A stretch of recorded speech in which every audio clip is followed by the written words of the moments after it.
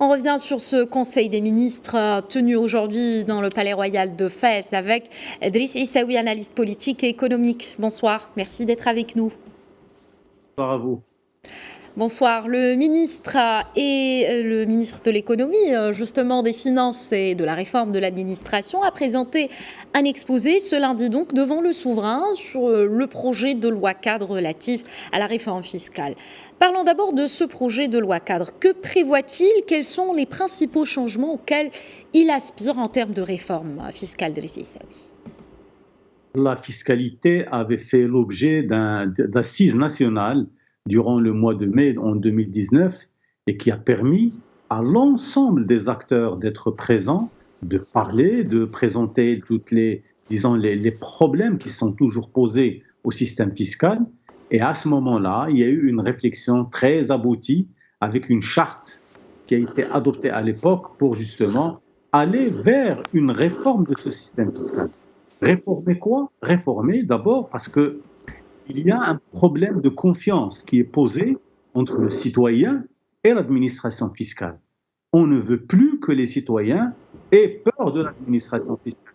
Il faut qu'ils travaillent la main dans la main. Il faut que le citoyen sache que l'administration est là à son service et qu'elle est là pour servir les intérêts du citoyen, qu'il soit entrepreneur ou personne physique ou personne morale. Cela ne pose aucun problème. À ce moment-là, je pense que la réforme qui a été présentée vise à introduire plus d'éléments de dynamique dans le système, plus de capacité au système fiscal de pouvoir adapter et s'adapter aux changements qui viennent et qui interviennent de l'économie nationale. Et cela, je pense, le fait de le présenter devant Mohamed VI, c'est quelque chose d'extraordinaire parce que la réflexion a été menée depuis 2019 jusqu'à maintenant.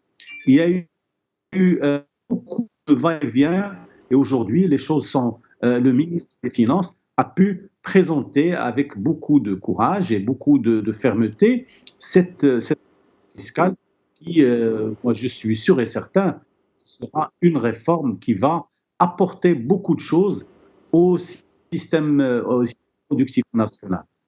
D'accord, un projet de loi cadre relatif aussi à la réforme des établissements et entreprises publiques a été présenté devant le souverain aujourd'hui. À quoi peut-on s'attendre de cette réforme globale des établissements publics, Driss Issaoui? Vous savez, les entreprises publiques, ce sont des acteurs économiques. C'est des acteurs économiques qui agissent aussi bien que le secteur privé sur un certain nombre de secteurs.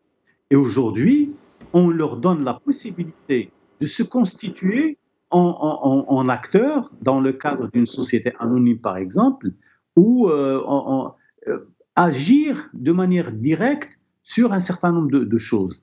Donc, si on arrive à réunir les entreprises publiques, alors donner la possibilité de participer dans des investissements privés, de s'ouvrir sur le secteur privé, c'est quelque chose d'extraordinaire. Alors, aujourd'hui, je pense que nous avons les outils pour faire du secteur public un véritable fer de lance pour la recherche, pour le développement, pour l'investissement et pour l'innovation. Et ça, c'est extrêmement intéressant. On ne peut plus parler du secteur public comme étant, disons, le secteur qui a des problèmes, qui ne peut pas marcher, qui ne peut pas bouger. Et aujourd'hui, on a un secteur public qui est dynamique et qui peut faire des choses, qui peut réaliser des résultats extraordinaires en termes d'efficacité et en termes de dynamisme sur le plan de l'investissement. Merci beaucoup, Driss Issaoui, analyste politique économique. Merci pour cet éclairage.